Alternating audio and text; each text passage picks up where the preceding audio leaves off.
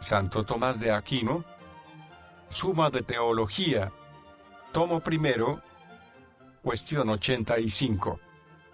Sobre el conocer, modo y orden. Ahora hay que tratar lo referente al modo y orden en el conocer. Esta cuestión plantea y exige respuesta a 8 problemas. 1. Nuestro entendimiento, ¿conoce o no conoce lo corporal y lo material abstrayendo especies de las imágenes?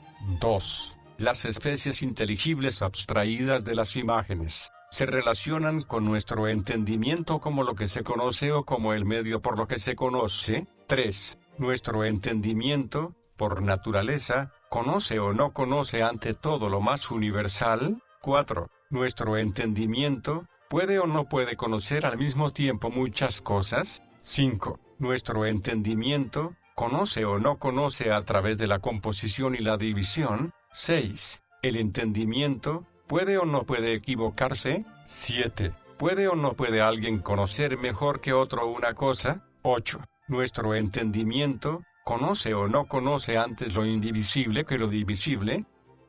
Artículo 1. Nuestro entendimiento, ¿conoce o no conoce lo corporal y lo material abstrayendo especies de las imágenes? Objeciones por las que parece que nuestro entendimiento no conoce lo corporal y lo material abstrayendo especies de las imágenes.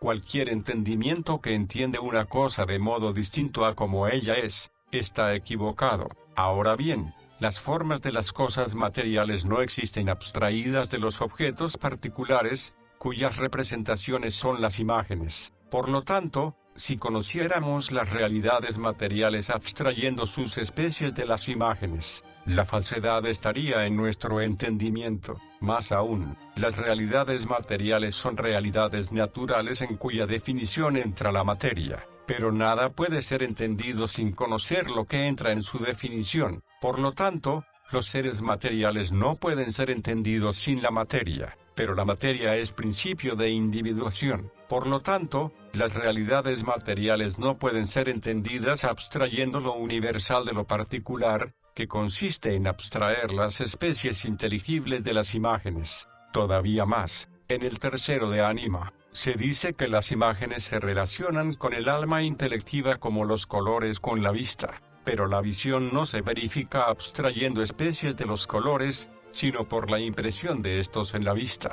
Por lo tanto, tampoco el entender se verifica abstrayendo algo de las imágenes, sino porque las imágenes se imprimen en el entendimiento. Y también, como se dice en tercero de ánima, en el alma intelectiva se encuentra el entendimiento posible y el agente, pero extraer las especies inteligibles de las imágenes no le corresponde al entendimiento posible, sino que le corresponde archivar las especies ya abstraídas. Pero tampoco parece que le corresponda al entendimiento agente, que se relaciona con las imágenes como con los colores la luz, la cual no abstrae nada de ellos, sino que, más bien, influye en ellos. Por lo tanto, de ninguna manera entendemos abstrayendo de las imágenes. Por último, el filósofo, en el tercero de ánima, dice, el entendimiento conoce las especies en las imágenes, por lo tanto, no abstrayéndolas. En cambio está lo que se dice en tercero de ánima, en la medida en que las cosas son separables de la materia,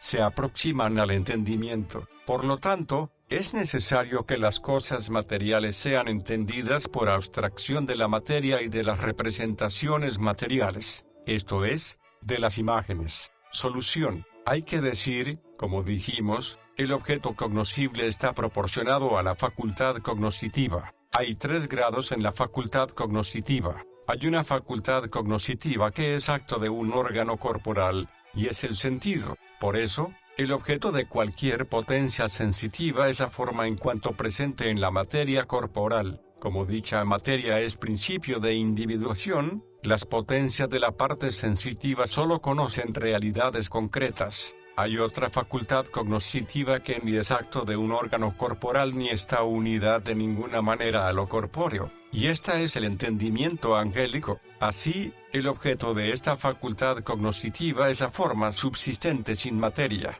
pues aunque conozca las realidades materiales, sin embargo, no las conoce más que viéndolas en las inmateriales, ya sea en sí mismo, Ya en Dios, el entendimiento humano ocupa un lugar intermedio, pues no es acto de ningún órgano corporal, en cambio, es una facultad del alma que es forma del cuerpo, como quedó demostrado, y por eso, le corresponde como propio el conocimiento de la forma presente en la materia corporal individual, si bien no tal como está en la materia, pero conocer lo que está en una materia individual y no tal como está en dicha materia, es abstraer la forma de la materia individual representada en las imágenes. De este modo, es necesario afirmar que nuestro entendimiento conoce las realidades materiales abstrayendo de las imágenes, y por medio de las realidades materiales así entendidas, llegamos al conocimiento de las inmateriales, pero de forma distinta a como lo hacen los ángeles, los cuales por lo inmaterial conocen lo material. En cambio, Platón, atendiendo solo a la inmaterialidad del entendimiento humano y no al hecho de que de algún modo está unido al cuerpo, sostuvo que su objeto son las ideas separadas y que nosotros entendemos no abstrayendo, sino, más bien, participando de las realidades abstractas, como se dijo anteriormente. Respuesta a las objeciones.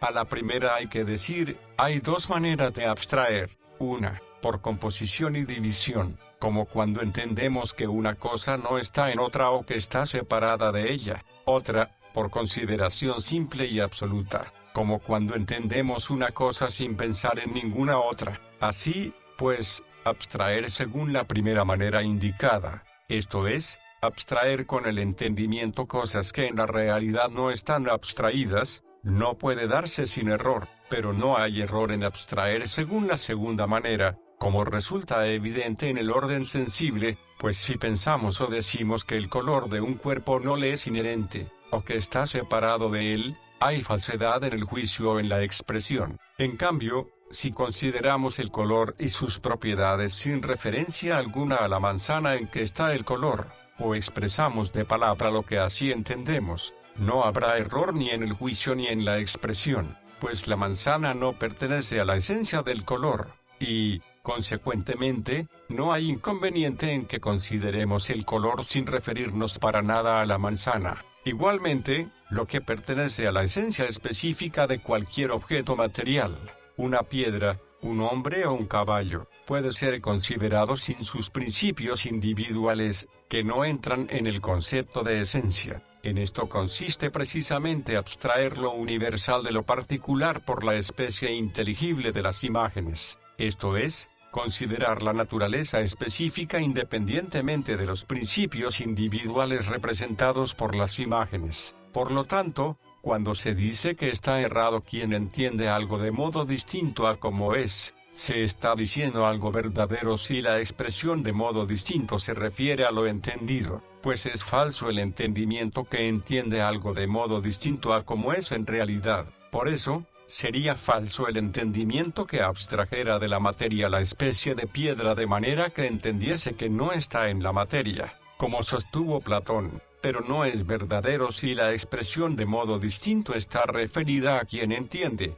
pues no hay falsedad en que su modo de ser cuando entiende sea distinto del modo de ser de la realidad existente, puesto que lo entendido está inmaterialmente en quien lo entiende, según el modo de ser del entendimiento, y no materialmente, según el modo de ser de la realidad material. A la segunda hay que decir, algunos pensaron que la especie del objeto natural es solo la forma, y que la materia no es parte de la especie, pero, según esto, la materia no entraría en la definición de las cosas naturales. Hay que tener presente dos tipos de materia, esto es, la común y la concreta o individual. Común, como la carne y los huesos; individual, como esta carne y estos huesos. El entendimiento abstrae la especie de la materia sensible individual, no de la materia sensible común. De este modo, abstrae la especie de hombre de esta carne y de estos huesos, que no pertenecen al concepto de la especie, sino que son partes del individuo, como se dice en séptimo de metafísica. Pero la especie de hombre no puede ser abstraída por el entendimiento de la carne y de los huesos. Las especies matemáticas pueden ser abstraídas por el entendimiento, no sólo de la materia sensible individual, sino también de la común. Sin embargo, no de la materia inteligible común, sino solo de la individual, pues se llama materia sensible a la materia corporal en cuanto que es sujeto de cualidades sensibles, como el calor, el frío, la dureza o la blandura, y se llama materia inteligible a la sustancia en cuanto que es sujeto de la cantidad. Es evidente que la cantidad está presente en la sustancia antes que las cualidades sensibles. Por eso, las cantidades, como números, dimensiones y figuras, que son límites de la cantidad, pueden ser consideradas sin las cualidades sensibles, y esto es abstraer de la materia sensible. Sin embargo, no pueden ser concebidas sin referirlas a la sustancia en cuanto sujeto de la cantidad, ya que esto sería abstraerías de la materia inteligible común. Sin embargo, no es necesario referirlas a esta o a aquella sustancia. Esto equivaldría a abstraerla de la materia inteligible individual. Hay esencias que pueden ser abstraídas incluso de la materia inteligible común, como son el ser, la unidad, la potencia y el acto, los cuales también pueden existir sin materia alguna, como es el caso de las sustancias inmateriales. Y porque Platón no tuvo presente este doble modo de abstracción, sostuvo que era abstracto realmente todo lo que, tal como dijimos, es abstraído por el entendimiento. A la tercera hay que decir, los colores existen del mismo modo en la materia corporal que en la potencia visiva, y, así, pueden imprimir su representación en la vista. Pero las imágenes, por ser representaciones de individuos y existir en órganos corporales, no tienen el mismo modo de existencia en el entendimiento humano, como resulta claro por lo dicho, y, por lo tanto, por sí mismas no pueden imprimirse en el entendimiento posible, pero en virtud del entendimiento agente, que actúa sobre las imágenes, en el entendimiento posible se produce una cierta impresión o representación de los mismos objetos a los que se refieren las imágenes, pero exclusivamente en lo que respecta a su naturaleza específica. En este sentido, se habla de abstraer las especies inteligibles de las imágenes, no en el sentido de que una forma numéricamente la misma, y que antes estaba en la imaginación, pase al entendimiento posible, tal como un cuerpo pasa de un lugar a otro. A la cuarta hay que decir, el entendimiento agente no solo ilumina las imágenes, sino que también abstrae de ellas las especies inteligibles. Las ilumina porque, así como el sentido se perfecciona en su capacidad por su unión a la facultad intelectiva, así también las imágenes, en virtud del entendimiento agente, se hacen aptas para que de ellas puedan ser abstraídas las especies inteligibles, y abstrae estas especies inteligibles de las imágenes en cuanto que, en virtud del entendimiento agente, podemos considerar las naturalezas específicas de las cosas sin sus determinaciones individuales, en cuanto que el entendimiento posible es informado por las representaciones de dichas naturalezas. A la quinta hay que decir, nuestro entendimiento abstrae las especies inteligibles de las imágenes en cuanto que considera de modo universal la naturaleza de las cosas. Sin embargo, las entiende en las imágenes, porque no puede entender nada, ni siquiera lo abstraído, a no ser recurriendo a las imágenes, como dijimos anteriormente. Artículo 2. Las especies inteligibles abstraídas de las imágenes, ¿se relacionan o no se relacionan con nuestro entendimiento como objeto? Objeciones por las que parece que las especies inteligibles abstraídas de las imágenes se relacionan con nuestro entendimiento como el objeto.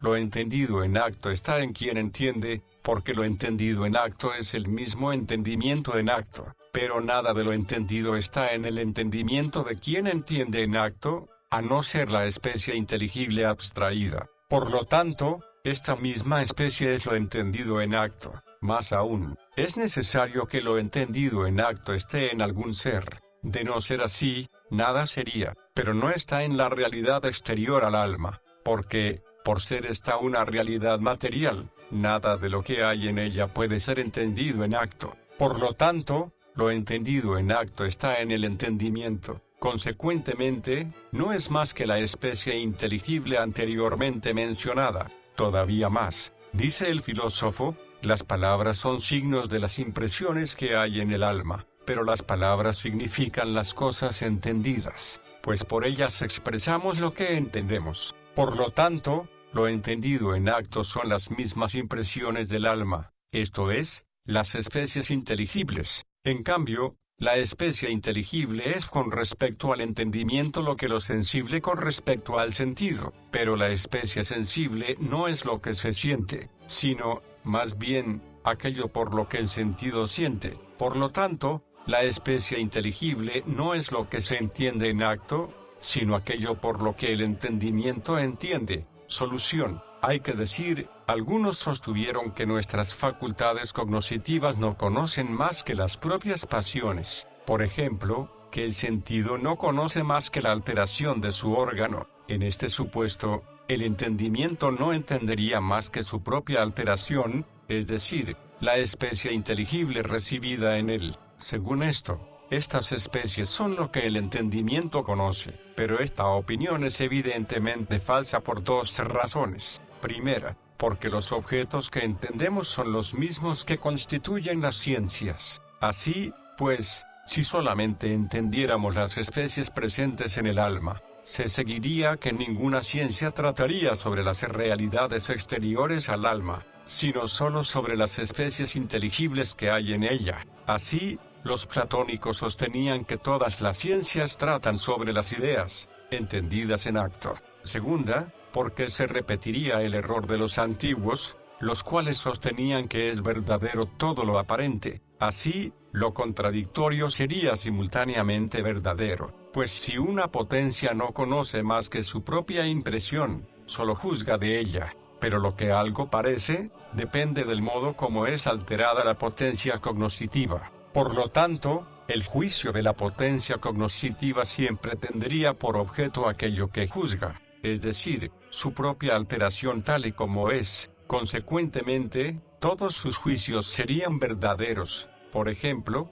si el gusto no siente más que su propia impresión, cuando alguien tiene el gusto sano y juzga que la miel es dulce, hará un juicio verdadero. Igualmente emitiría un juicio verdadero quien, por tener el gusto afectado, afirmara que la miel es amarga, pues ambos juzgan según les indica su gusto. De ser así, se deduciría que todas las opiniones son igualmente verdaderas. Lo mismo cabría decir de cualquier percepción. Por lo tanto, hay que afirmar que la especie inteligible con respecto al entendimiento es como el medio por el que entiende. Se demuestra de la siguiente manera. Como se dice en noveno de metafísica, la acción es doble. Una, que permanece en el agente, como ver o entender. Otra, que pasa a una realidad externa, como calentar o cortar. Ambas se realizan de una forma determinada, así como la forma según la cual se realiza la acción que tiende a una realidad exterior es imagen del objeto de dicha acción, como el calor de lo que calienta es imagen de lo calentado. Así también la forma según la que se produce la acción que permanece en el agente, es una representación del objeto. Por eso, en conformidad con la imagen del objeto visible ve la vista, y la representación de lo entendido o la especie inteligible, es la forma según la que el entendimiento conoce. Pero porque el entendimiento vuelve sobre sí mismo, por un único acto reflexivo conoce tanto su propio entender como la especie por la que entiende, y, así, secundariamente, la especie inteligible es lo entendido. Pues lo primero que se entiende es la realidad representada en la especie inteligible. Esto se comprueba partiendo de la opinión de los antiguos, quienes sostenían que lo semejante se conoce por lo semejante, pues también afirmaban que el alma conoce la tierra exterior a ella por la tierra presente en ella, y lo mismo las demás cosas. Por lo tanto, si en lugar de la tierra ponemos su especie inteligible, según la doctrina de Aristóteles, para quien en el alma no está la piedra, sino la especie de la piedra, tendremos que el alma conoce por medio de las especies inteligibles la realidad exterior a ella. Respuesta a las objeciones.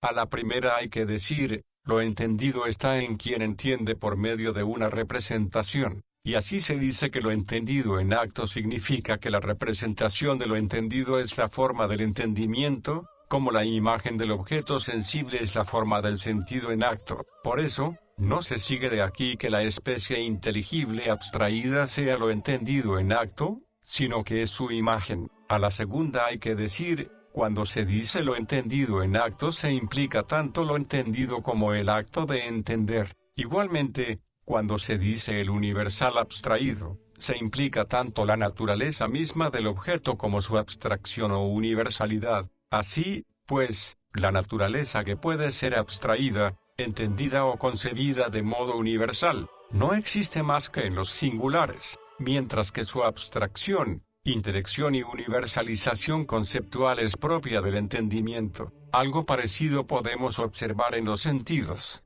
pues la vista ve el color de la manzana sin su olor. Por lo tanto, si se pregunta dónde está el color que se ve sin el olor, la respuesta tiene que ser, en la manzana misma. El que se perciba sin el olor depende de la vista, en cuanto que posee la imagen del color y no la del olor. Igualmente, la humanidad conocida no existe más que en este o en aquel hombre, el que sea percibida sin las condiciones individuantes, en lo cual consiste su abstracción y de lo que se sigue su universalidad conceptual, le viene del hecho de ser percibida por el entendimiento, en el que se encuentra la representación de su naturaleza específica y no la de sus principios individuales. A la tercera hay que decir, en la parte sensitiva hay una doble operación. Una, consistente en la alteración, es la operación del sentido, que se realiza por la alteración que en los sentidos produce lo sensible. Otra, formativa, que se da cuando la potencia imaginativa forma la imagen de algún objeto ausente o nunca visto.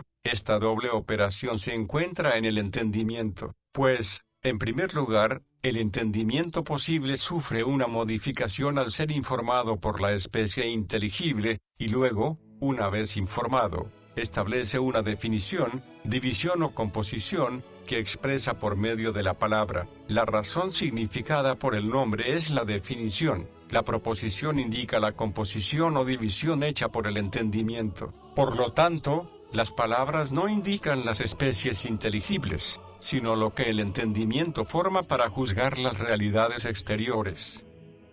Artículo 3.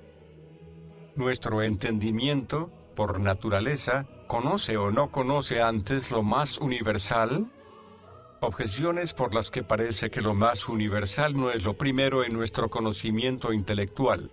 Lo que por naturaleza es primero y más conocido, es para nosotros posterior y menos conocido, pero lo universal es por naturaleza lo primero, porque es anterior a aquello que en su existencia no lleva consigo reciprocidad con sus derivados. Por lo tanto, lo más universal es posterior en nuestro conocimiento intelectivo. Más aún, lo compuesto es anterior para nosotros a lo simple, pero lo universal es lo más simple. Por lo tanto, lo conocemos con posterioridad.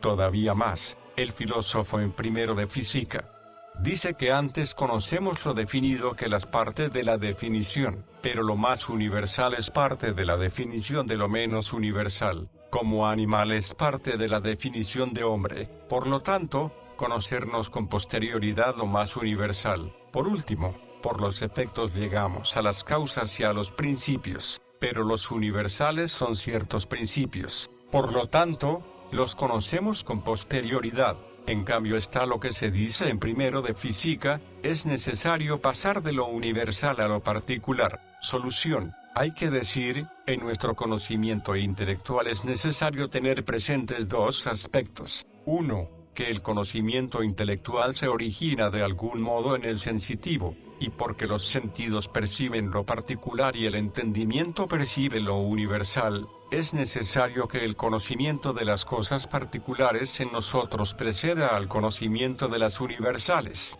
2. Que nuestro entendimiento pasa de la potencia al acto. Todo lo que pasa de la potencia al acto, antes que al acto perfecto llega a un acto imperfecto, intermedio entre la potencia y el acto. El acto perfecto al que llega nuestro entendimiento es la ciencia completa, por la que conocemos las cosas de forma clara y determinante. El acto incompleto constituye la ciencia imperfecta, por la que conocemos las cosas de un modo indeterminado y confuso, ya que lo que así conocemos, en un cierto grado, lo conocemos en acto, y de alguna manera, en potencia.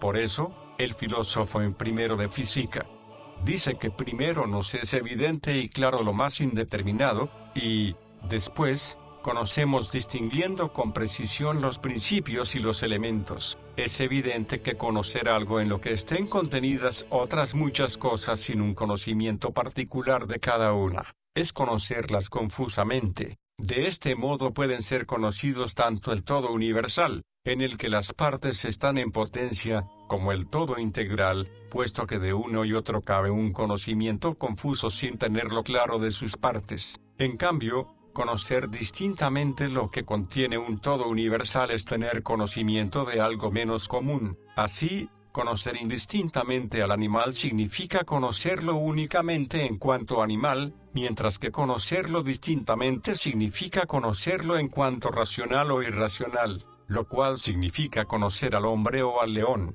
Así, pues, nuestro entendimiento conoce antes al animal que al hombre, y la misma razón es aplicable a lo más universal respecto de lo menos universal, y porque el sentido pasa de la potencia al acto, como el entendimiento, en el sentido encontramos el mismo orden de conocimiento, pues por los sentidos formamos un juicio de lo más común antes que de lo menos común, tanto con respecto al espacio como al tiempo. Ejemplo, con respecto al espacio. Al ver un objeto lejano nos damos cuenta antes de que es cuerpo que de que es animal, y antes nos damos cuenta de que es animal que de que es hombre, y antes nos damos cuenta de que es hombre que de que sea Sócrates o Platón. Con respecto al tiempo, porque el niño empieza por distinguir al hombre de lo que no es hombre antes que a este hombre de aquel. Como se dice en primero de física, los niños al principio llaman padre a todos los varones, hasta que más tarde distinguen quién es cada uno. El porqué de esto es evidente, porque quien conoce algo indistintamente aún está en potencia para conocer el principio de su distinción, como quien conoce el género está en potencia para conocer la diferencia. Resulta claro que el conocimiento confuso es algo intermedio entre la potencia y el acto. Por lo tanto, hay que decir, el conocimiento de los singulares nos es anterior al de los universales, de igual modo que el conocimiento sensitivo es anterior al intelectivo, pero tanto en el sensitivo como en el intelectivo, el conocimiento de lo más común es anterior al de lo menos común. Respuesta a las objeciones. A la primera hay que decir, el universal puede ser considerado bajo dos aspectos. 1. En cuanto que la naturaleza del universal implica la intención de universalidad, como la intención de universalidad, esto es, que una y la misma cosa se refiere a muchas, proviene de la abstracción del entendimiento, es necesario que lo universal, bajo este aspecto, sea lo posterior. Por eso, en primero de Anima se dice que el animal universal o no es nada o es algo posterior. En cambio, según Platón, que admitió los universales subsistentes, el universal considerado así sería anterior a los singulares, los cuales, según él, no son más que participaciones de los universales subsistentes llamados ideas. En un segundo aspecto, el universal puede ser considerado en cuanto a su misma naturaleza, esto es, su animalidad o humanidad, tal como existe en los individuos.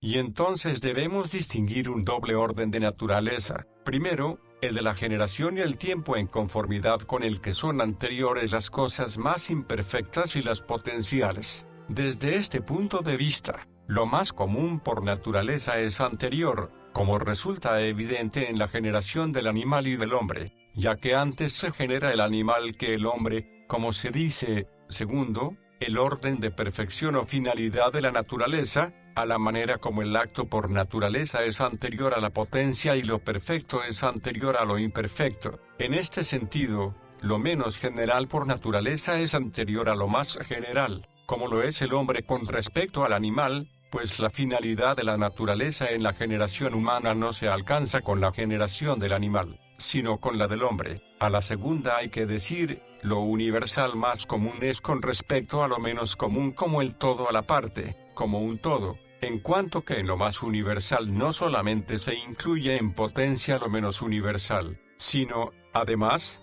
otras cosas, al modo que en animal no solo está incluido el hombre, sino también el caballo, como parte, en cuanto que lo menos común en su concepto contiene no solo lo más común, sino también otras cosas, al modo como en hombre está incluido no solo el ser animal, sino también racional. Así, pues, animal, considerado en sí mismo, en nuestro conocimiento precede a hombre, pero conocemos al hombre antes de conocer que animal es parte de su definición. A la tercera hay que decir, la parte puede ser conocida de dos maneras. Una, en absoluto, según es en sí misma, y, así, nada impide conocer las partes antes que el todo. Ejemplo, las piedras antes que el edificio. Otra, en cuanto partes de este todo, y es necesario que conozcamos el todo antes que las partes, puesto que primero tenemos un cierto y confuso conocimiento del edificio antes de distinguir cada una de sus partes. Así,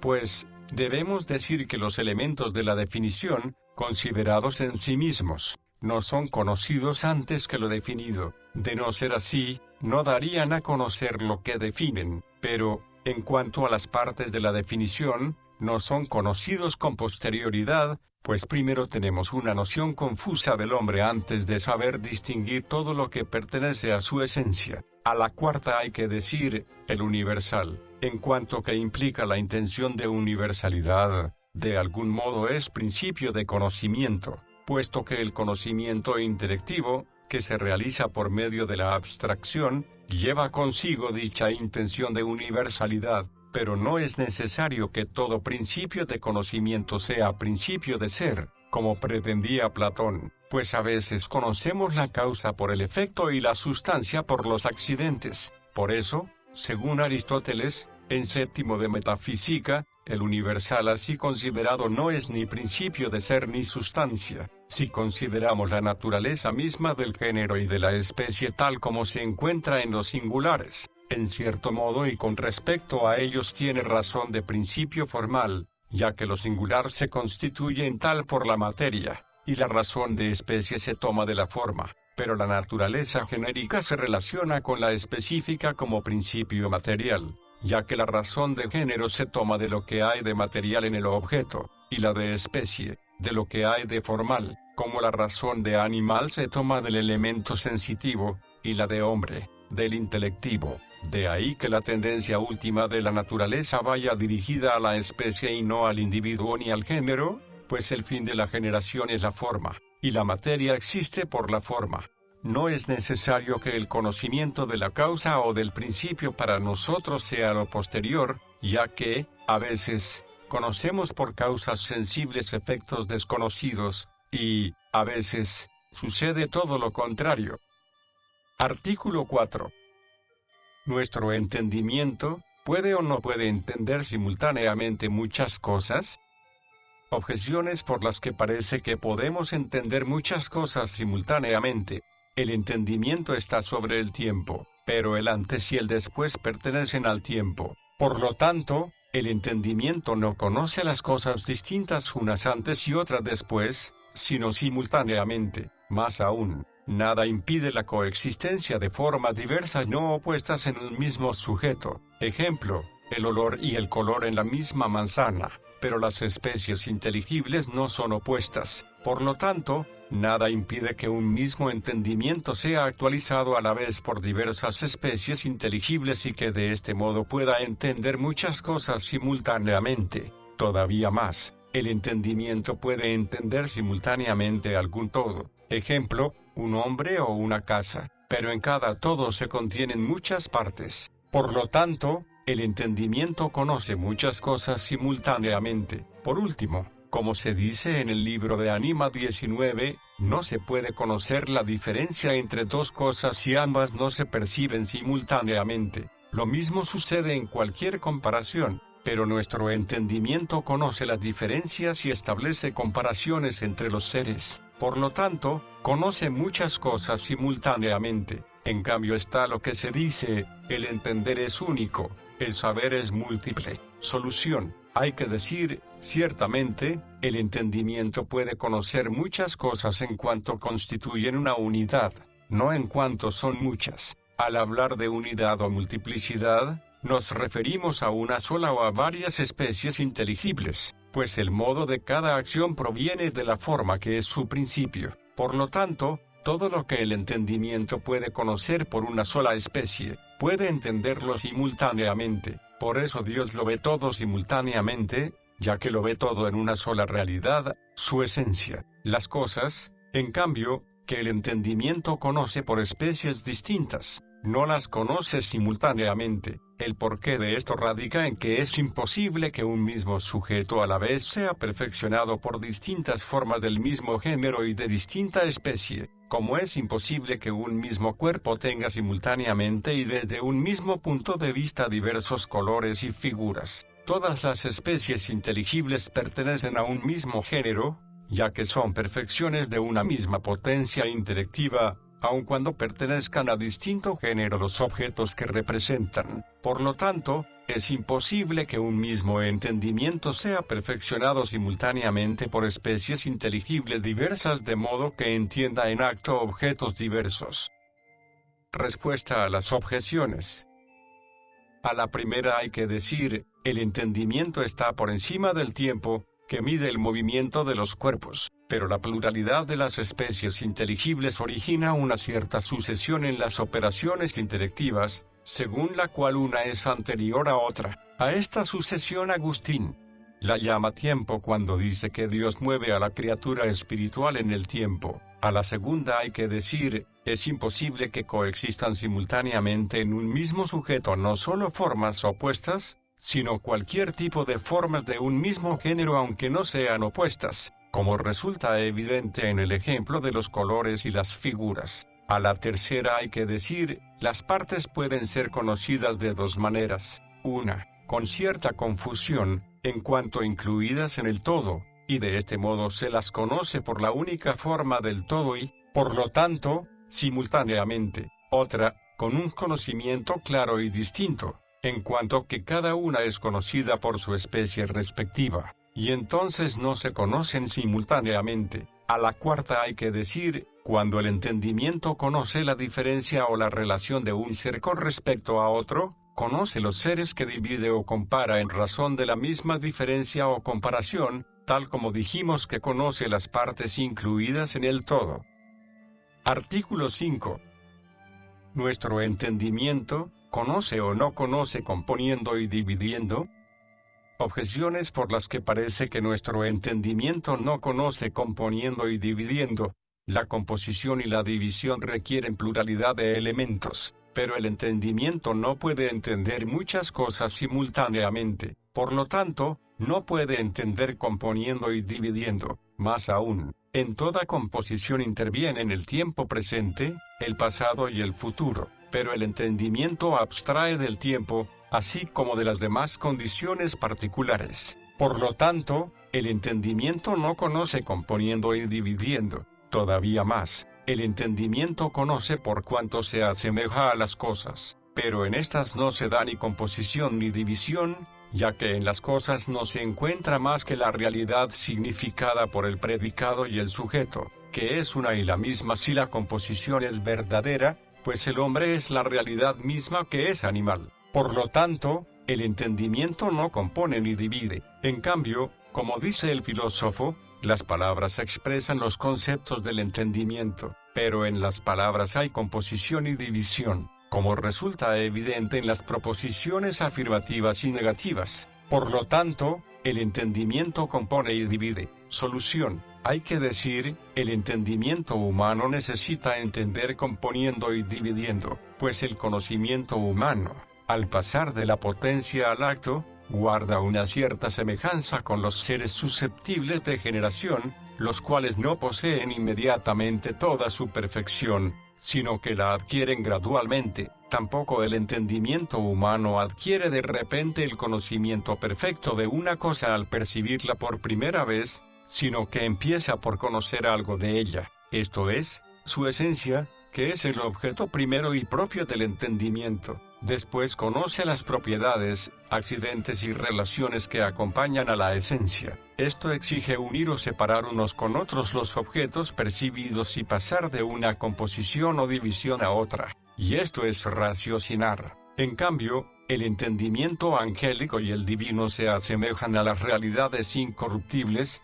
las cuales, inmediatamente y desde un principio, poseen ya toda su perfección. Por eso, el entendimiento angélico y el divino adquieren un conocimiento instantáneo y perfecto del objeto en su totalidad. De ahí que, al conocer su esencia, conozcan simultáneamente cuanto nosotros podemos alcanzar a través de la composición, división y razonamiento. El entendimiento humano conoce componiendo, dividiendo y razonando. El divino y el angélico conocen ciertamente la composición, la división y el raciocinio, pero no componiendo, dividiendo ni razonando, sino por intelección simple de la esencia.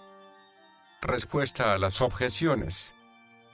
A la primera hay que decir, la composición y división intelectual implican cierta diferencia y comparación. Por eso, el entendimiento conoce muchas cosas componiendo y dividiendo, del mismo modo que conoce la diferencia y relación entre ellas. A la segunda hay que decir, el entendimiento abstrae de las imágenes, y, sin embargo, no conoce en acto más que refiriéndose a ellas. Como dijimos anteriormente, por esta referencia a las imágenes, la composición y división intelectual se dan en el tiempo. A la tercera hay que decir, la imagen del objeto es recibida en el entendimiento según el modo de ser del entendimiento y no según el modo del objeto. Por eso, hay algo en el objeto que corresponde a la composición y división del entendimiento, aunque no está en el objeto del mismo modo que en el entendimiento. El objeto propio del entendimiento es la esencia de la realidad material que cae bajo el dominio de los sentidos y la imaginación. Ahora bien,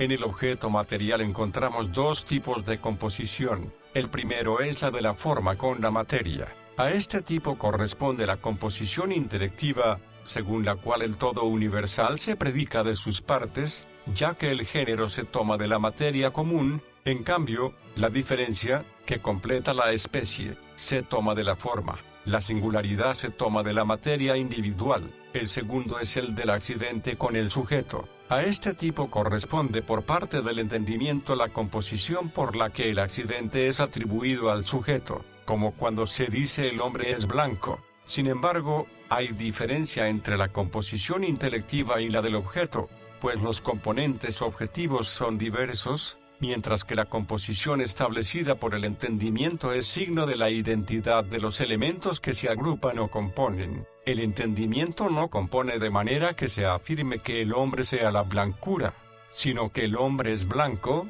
esto es, que tiene blancura, ya que uno mismo es el hombre y el sujeto de la blancura. Lo mismo puede decirse de la composición de forma y materia, ya que animal significa el ser de naturaleza sensitiva, racional, el de naturaleza intelectiva, hombre, el que las posee a ambas, Sócrates, el que a todo ello añade la materia individual. Según esta razón de identidad, nuestro entendimiento compone una atribuyéndola a la otra. Artículo 6. ¿El entendimiento puede o no puede ser falso? Objeciones por las que parece que el entendimiento puede ser falso.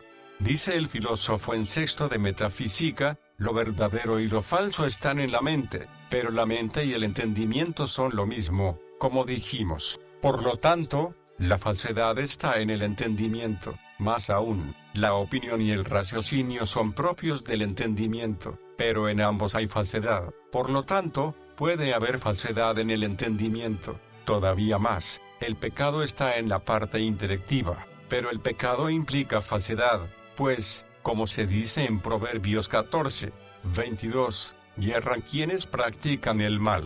Por lo tanto, la falsedad puede estar en el entendimiento. En cambio está lo que dice Agustín, el que yerra no entiende aquello en lo que yerra, y el filósofo en el libro de Anima dice, el entendimiento es siempre recto. Solución, hay que decir, sobre este punto, el filósofo en Tercero de Anima, compara el entendimiento con los sentidos. El sentido no se engaña con respecto a su propio objeto, por ejemplo, la vista acerca del color, a no ser accidentalmente, debido a algún impedimento en el órgano, como sucede cuando el paladar de un enfermo juzga como dulce lo amargo, debido a que su lengua está biliosa. En cambio, se engaña con respecto a lo sensible común, como al formar un juicio de la magnitud o de la figura. Ejemplo, cuando juzga que la dimensión del sol es de un pie a pesar de que sea mayor que toda la tierra. y mucho más se engaña con respecto a lo accidentalmente sensible, al juzgar que la miel es hiel por semejanza del color. El porqué de esto es evidente, pues toda potencia, en cuanto tal, está ordenada a su objeto, y lo que está ordenado siempre obra de la misma manera. Por eso, mientras subsiste la potencia no yerra en su juicio sobre el propio objeto. El objeto propio del entendimiento es la esencia de las cosas. Sobre la esencia, y en términos absolutos, el entendimiento no yerra. En cambio, sí puede equivocarse sobre aquello que envuelve la esencia, al establecer relaciones, o al juzgarlo, o al diversificar, o al razonar sobre ello. Por lo mismo tampoco puede errar acerca de las proposiciones que se conocen directamente, una vez conocida la esencia de los términos, como sucede con los primeros principios, de los cuales se desprende la infalibilidad de la verdad de las conclusiones en lo que se refiere a su certeza científica. Sin embargo, puede suceder que accidentalmente el entendimiento se engañe acerca de la esencia de las cosas compuestas, no por razón del órgano, ya que el entendimiento no es una facultad que use órgano, sino por la composición que interviene en la definición, bien porque la definición de una cosa es falsa cuando se la aplica a otra, como si la del círculo se aplicase al triángulo, o bien porque una definición es en sí misma falsa, al implicar la unión de elementos incompatibles, como si se define un ser diciendo que es animal racional alado. Por eso, acerca de las realidades simples, en cuya definición no puede intervenir la composición, no podemos engañarnos, pero nos engañamos al no poder concebir la realidad en su totalidad, como se dice en noveno de Metafísica. Respuesta a las objeciones. La falsedad que, según el filósofo, está en la mente, se refiere a la composición y división. Lo mismo hay que responder en lo referente a la opinión y al raciocinio, y lo mismo también sobre el error de los que pecan, que consiste en la adhesión a lo deseable, pero en la absoluta consideración de la esencia de una cosa y de lo que por ella es conocido. El entendimiento nunca se engaña. En este sentido hay que entender las autoridades que hemos ofrecido como réplica a las objeciones. Artículo 7. ¿Puede o no puede alguien entender mejor que otro una cosa? Objeciones por las que parece que uno no puede entender mejor que otro una cosa. Dice Agustín en el libro Octoginta, quien conoce una cosa de modo distinto a como es, no la conoce, por lo cual, no cabe duda de que hay un conocimiento perfecto que no puede ser superado. Consecuentemente, tampoco puede progresar hasta lo infinito en el conocimiento de algo, ni puede uno entender mejor que otro una cosa. Más aún, el entendimiento es verdadero en su acción de entender, pero como la verdad es una cierta igualdad entre el entendimiento y el objeto, no admite más ni menos, pues propiamente no puede hablarse de algo más o menos igual. Por lo tanto, tampoco puede decirse que algo sea más o menos conocido. Todavía más, el entendimiento es lo más formal que hay en el hombre, pero la diferencia de forma implica diferencia de especie. Así, pues, si un hombre entiende algo mejor que otro, parece que no son de la misma especie. En cambio está el hecho de que por la experiencia encontramos que hay quienes entienden más profundamente que otros,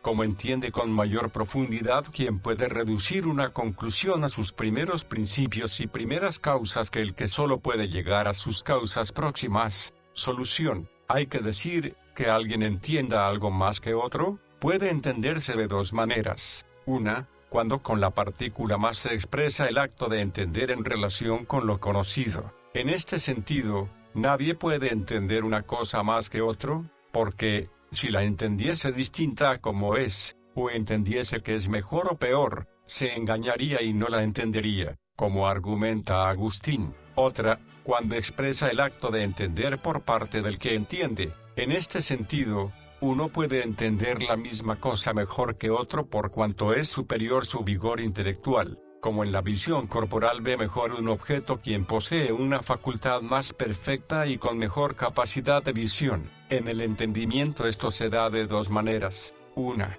por parte del mismo entendimiento, que es más perfecto, ya que es evidente que cuanto mejor dispuesto está el cuerpo, tanto mejor es el alma que le corresponde. Esto aparece claramente en los seres de distinta especie. El porqué de esto radica en que el acto y la forma son recibidos en la materia según la capacidad de la materia. Por eso, ya que incluso entre los hombres los hay que tienen un cuerpo mejor dispuesto que otros, tienen un alma de mayor capacidad intelectual. Por eso, se dice en segundo de ánima, vemos que los de carnes blandas tienen buenas aptitudes mentales. Otra, por parte de las facultades inferiores, que el entendimiento necesita para el ejercicio de su operación, pues aquellos que están mejor dispuestos en sus potencias imaginativa, cogitativa y memorativa, están mejor dispuestos para entender.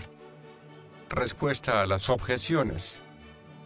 A la primera hay que decir, la respuesta está incluida en lo dicho. A la segunda hay que decir, ocurre lo mismo que con la primera objeción, pues la verdad del entendimiento consiste en que la cosa sea entendida tal como es. A la tercera hay que decir, la diferencia de forma, que no proviene más que de la distinta disposición de la materia, no origina diversidad específica, sino solo numérica, ya que la diversidad de forma en los individuos viene dada por la diversificación de la materia. Artículo 8. Nuestro entendimiento, ¿conoce o no conoce antes lo indivisible que lo divisible? Objeciones por las que parece que nuestro entendimiento conoce antes lo indivisible que lo divisible, dice el filósofo en primero de física. Entendemos y sabemos por el conocimiento de los principios y de los elementos, pero los principios y los elementos de las realidades divisibles son indivisibles. Por lo tanto, conocemos lo indivisible antes que lo divisible. Más aún, lo que entra en la definición de una cosa nos es conocido con anterioridad, porque, como se dice en sexto de Topic, la definición se establece a partir de lo anterior y más conocido, pero lo indivisible entra en la definición de lo divisible, como el punto entra en la definición de línea, pues, según Euclides, la línea es una longitud sin anchura, cuyos extremos son dos puntos. La unidad entra en la definición de número, porque, como se dice en décimo de metafísica, el número es una multitud medida por la unidad. Por lo tanto,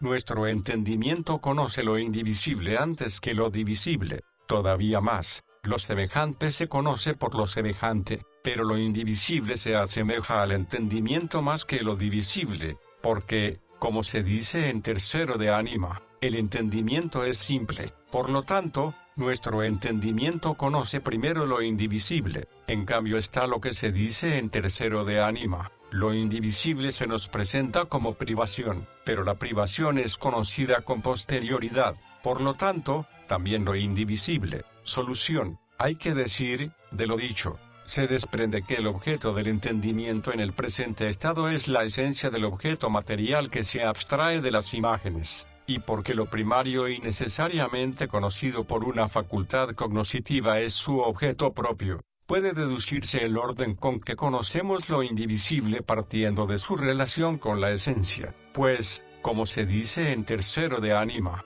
lo indivisible puede serlo de tres maneras. Una, como es indivisible lo continuo, que no está dividido en acto, aunque sea divisible en potencia. Este indivisible nos es conocido antes que las partes en que se divide, porque el conocimiento confuso es anterior al distinto, como dijimos. Otra, como lo es la especie. Ejemplo, el concepto de hombre, que es algo indivisible. Lo que es indivisible así, es conocido antes que su división en partes lógicas, e incluso antes que el entendimiento componga o divida afirmando o negando, como también dijimos. Esto es así porque el entendimiento, en cuanto tal, entiende estas dos clases de indivisibles como su objeto propio. Tercera, la de lo absolutamente indivisible como el punto o la unidad, que ni en acto ni en potencia se dividen.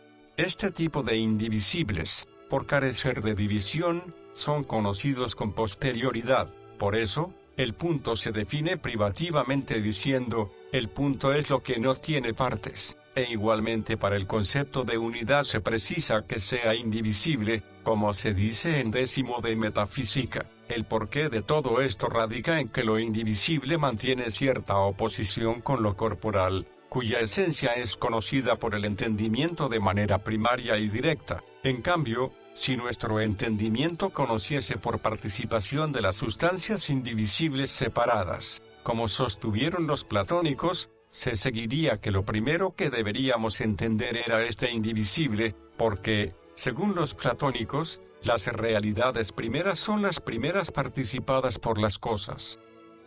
Respuesta a las objeciones. A la primera hay que decir, en el proceso de adquisición de la ciencia, no siempre los principios y los elementos son los primeros, pues, a veces, llegamos al conocimiento de los principios y de las causas inteligibles por los efectos sensibles, pero, adquirida la ciencia, el conocimiento de los efectos siempre depende del conocimiento de los principios y de los elementos, porque, como dice el filósofo en el mismo libro, cuando podemos reducir los efectos a sus causas, entonces opinamos que sabemos. A la segunda hay que decir, el punto no entra en la definición general de línea, pues es evidente que ni en la línea infinita ni en la circular existe el punto más que en potencia, pero Euclides definió la línea recta limitada, y, así, introduje el punto en su definición como el límite entra en la definición de lo limitado. En cambio, la unidad es la medida del número, y, por eso, entra en la definición del número medido por ella, pero no en la definición de lo divisible, sino, más bien, al contrario. A la tercera hay que decir, la semejanza por la que conocemos es la especie de lo conocido en quien conoce. Así, el que una cosa sea conocida antes, no proviene de su semejanza con la naturaleza de la potencia cognoscitiva, sino de su conformidad con el objeto. De no ser así, la vista conocería mejor el sonido que el color.